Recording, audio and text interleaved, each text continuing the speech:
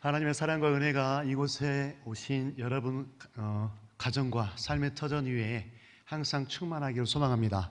이 시간 옆에 분 바라보시면서 잠깐 인사하실 텐데 오늘 말씀이 평안하십니까? 라는 주제입니다. 그래서 옆에 분 바라보시면서 하나님의 평안이 함께 하시기를 소망합니다. 이렇게 하면 인사하며 나갔으면 좋겠습니다.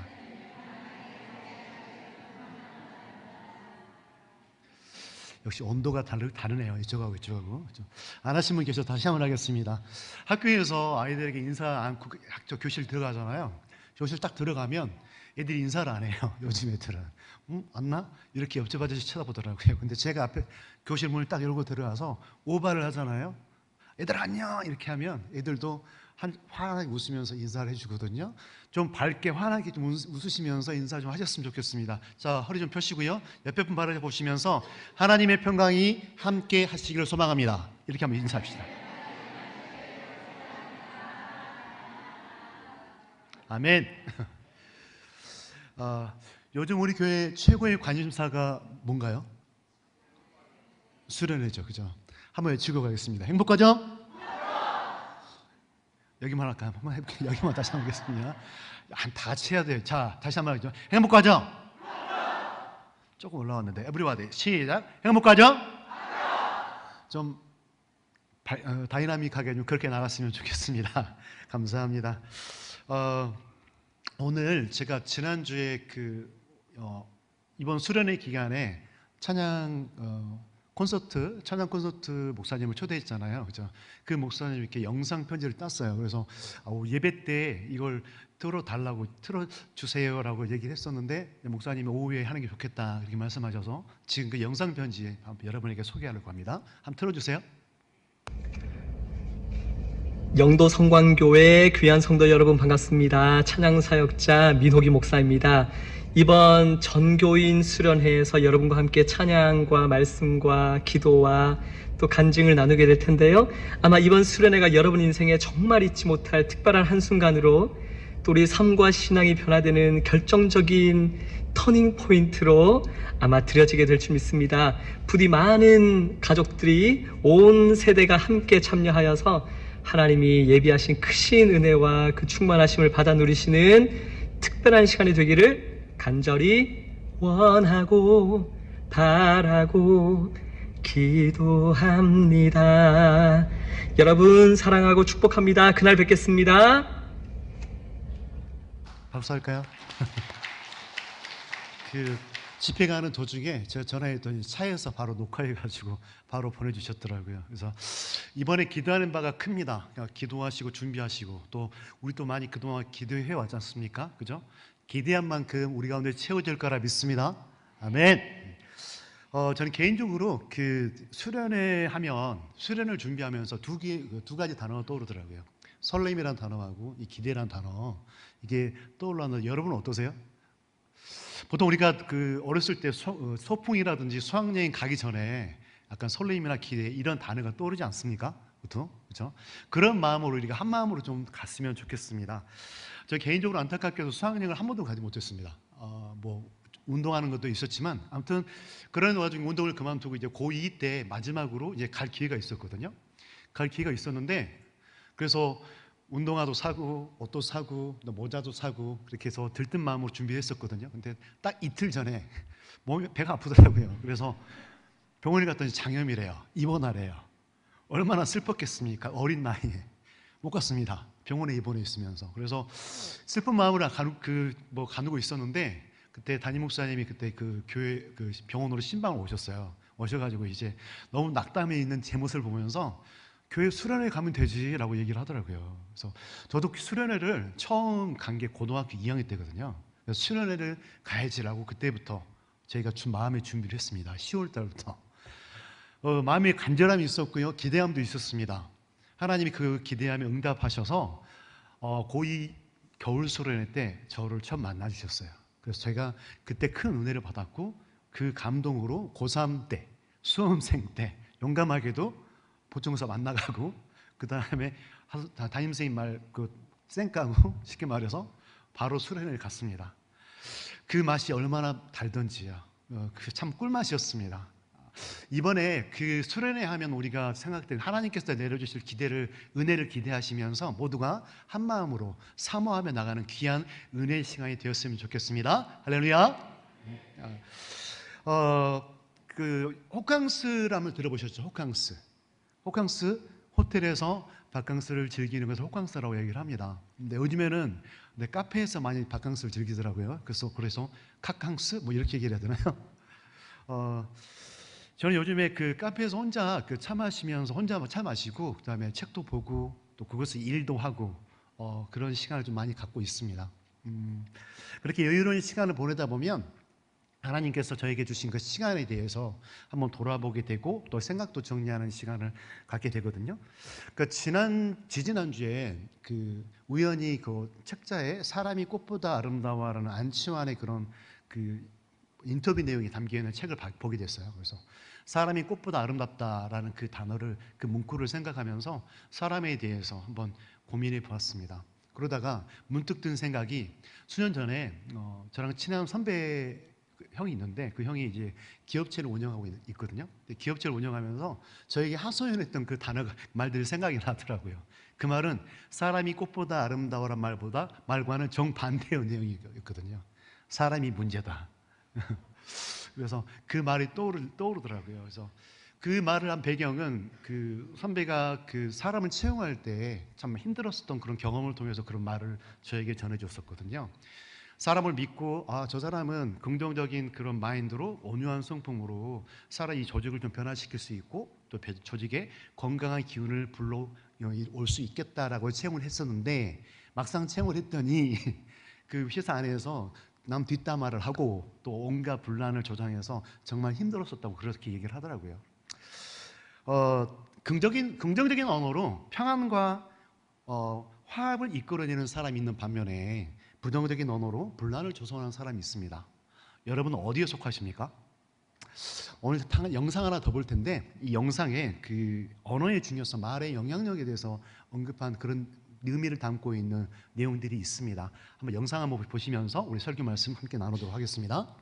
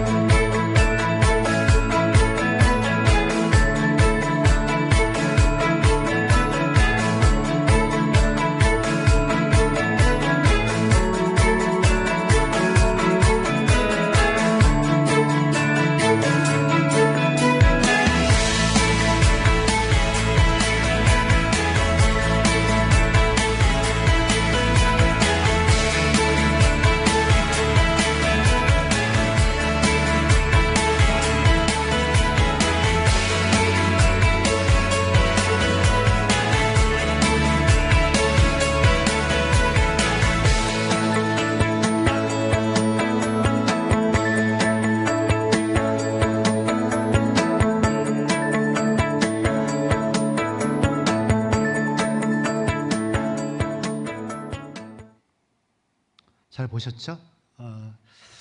언어의 중요성, 그 말의 영향력에 대해서 일단은 나타내는 그 영상입니다. 오늘 말씀이 일종의 그런 의미를 담고 있지 않나 싶습니다. 오늘 말씀은 바울이 그런 축복의 그 멘트입니다. 여러분, 이게 일상적인 히브리의 그 일상적인 그런 인사라고 생각할 수 있습니다. 보통 몇몇 사람들은 그렇게 의미를 축소시켜서 얘기를 하지만 오늘 이 말씀을 통해서 큰 의미가 한 3가지 정도 발견할 수 있겠더라고요. 그래서 바울이 전하는 이 메시지가 사람들에게 큰 의미로서 다가가고 오늘 우리에게도 귀한 의미로서 중요한 의미로서 받아들여질 수 있는 귀한 은혜의 시간 되기를 소망합니다.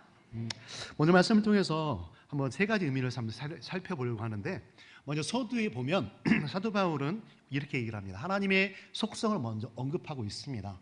어떻게 말하냐면 평강의 주께서라고 표현합니다.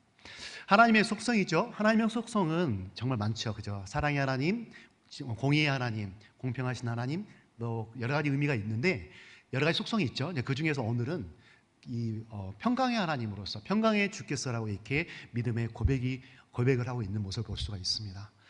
여러분에게 하나님은 어떤 모습이신가요?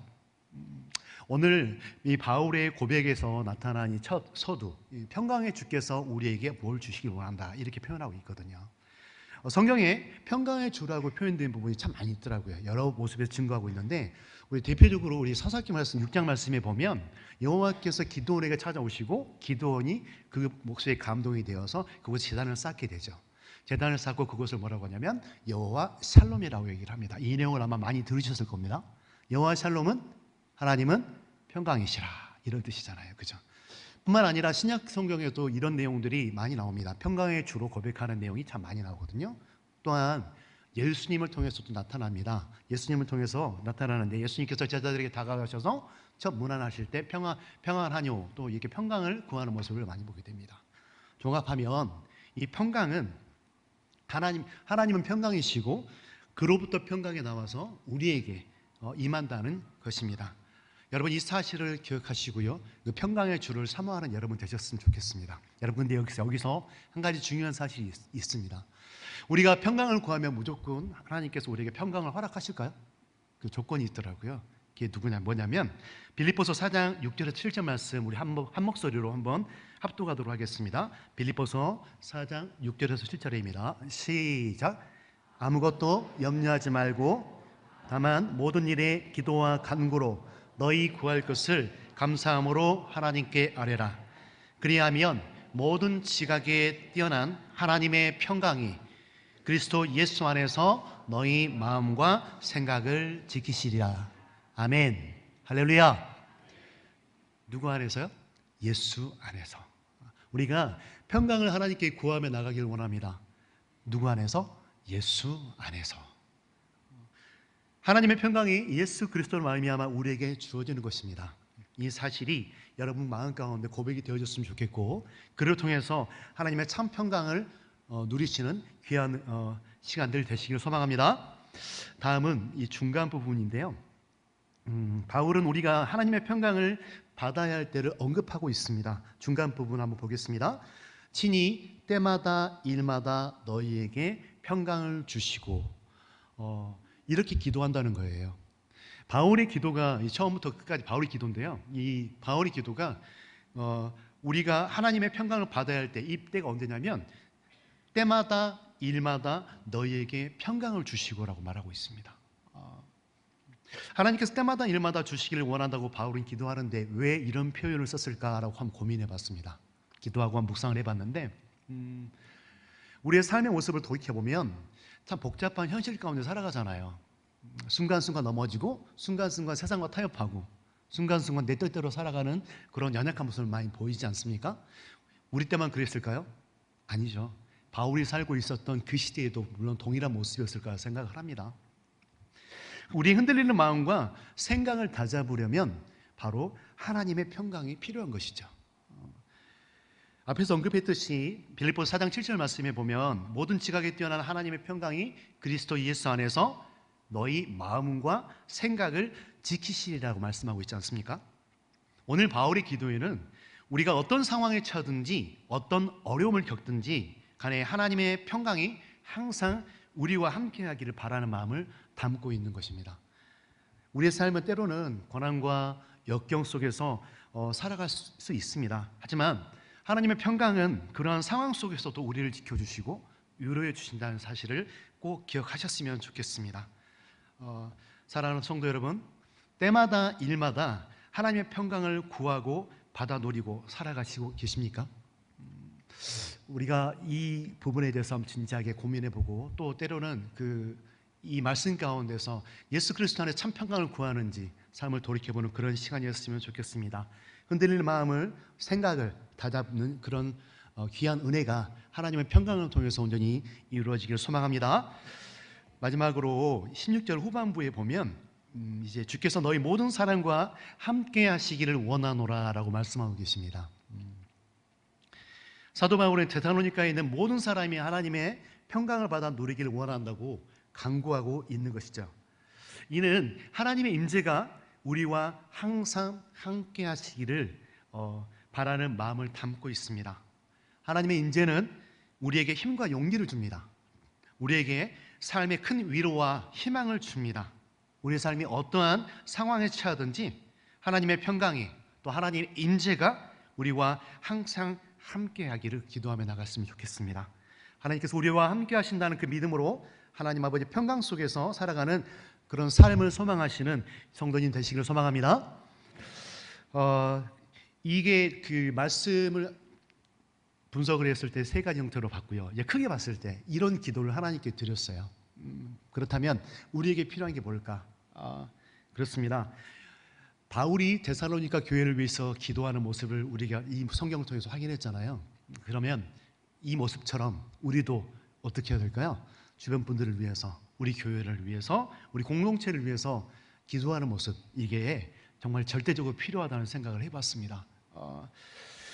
하나님의 평강을 경험하고 하나님의 임재 속에서 살아갈 기도합시다. 주변 분들이 또 내 가정이, 내 가족이 그러므로 말미암아 믿음의 공동체가 온전히 세워질 수 있을 거라고 확신합니다. 오늘 하루 그렇게 기도하는 삶 가운데에서 마음을 다잡는 귀한 은혜를 누리시길 소망합니다. 마지막으로 이제 한 가지만 더 볼 텐데 관점을 다르게 해서 한번 생각해 보려고 합니다. 평강의 주께서 이 말씀을 보면 주께서 너희 모든 사람과 함께 하시기를 원하노라고 말씀하고 계십니다. 부유한 사람도 아니고요. 그 다음에 명예 있는 사람, 권력이 있는 사람이 아니고요. 너희 모든 사람과 함께 하시기를 원하노라고 말씀하고 계십니다. 모든 사람이 함께 이 평강을 누려야 되는데 우리 모습을 돌아보면 특히나 요즘 믿는 사람들이 더 그런 모습을 좀 많이 보이더라고요. 세상에 부와 명예, 권력, 주님을 외면한 예수 그리스도 안이 아니라 주님을 외면한 세상의 부와 권력, 명예, 여기에서 평안을 찾으려고 살아가는 사람들이 참 많다는 생각을 해봅니다.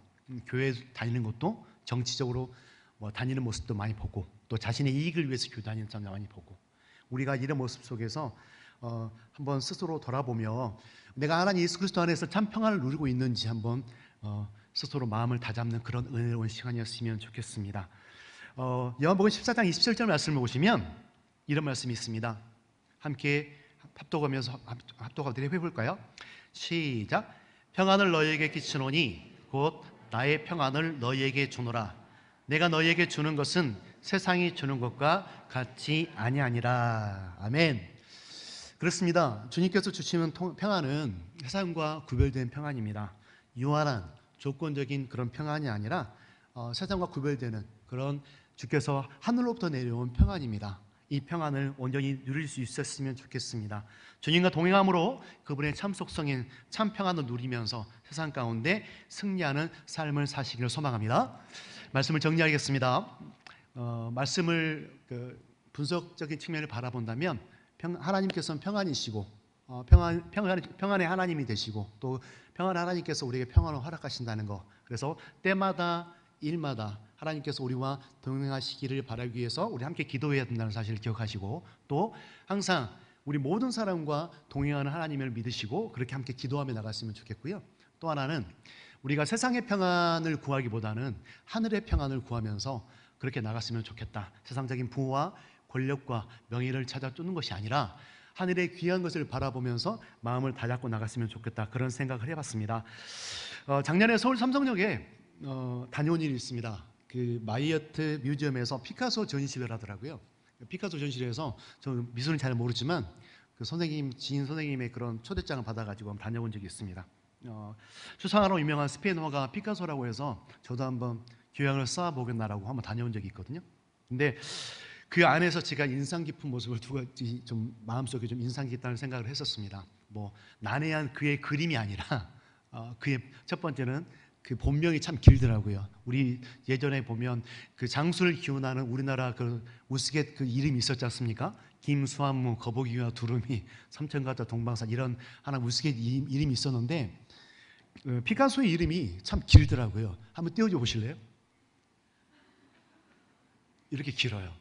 그래서 참 인상 깊다 생각을 좀 했습니다. 어떻게 다 읽을지 모르겠지만 끝에 마지막 분이 피카소여서 이름이 피카소가 아닌가, 그런 생각이 들더라고요. 이게 본명이고요. 또 하나는 뭐냐면 다른 거 한번 띄워주시겠어요?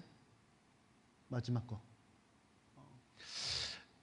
들어갔는데 이런 문구가 있더라고요. 눈으로 보지 말고 심장으로 보라. 참 그 마음을 찌르는 그런 말이었습니다. 그래서 겉모습만 보았던 제 자신이 너무나도 부끄러워서 그곳에서 바로 나왔습니다.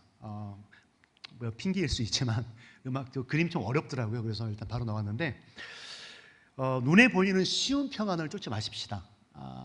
눈에 보이는 것만 쫓다 보면 눈에 보이지 않는 영원한 것을 놓칠 수가 있습니다.